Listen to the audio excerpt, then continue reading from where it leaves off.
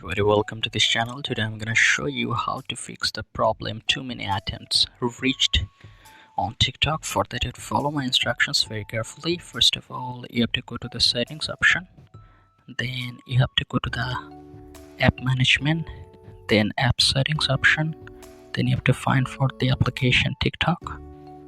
Here it is.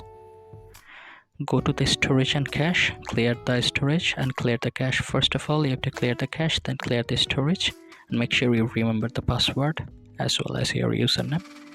And that's it for it. And go to the permission and make sure you give all the permission here. Okay, if there is any option for restrict data uses like mobile data and Wi-Fi, you have to turn on all the things. Okay, after that you have to do another thing. If this doesn't work, you have to uninstall it, then install it from the Play Store, or you can update it. And another thing is you can download TikTok Lite if it's not working here. Okay, then one thing you can do is you can just turn on the developer option. So for that you have to search for developer option.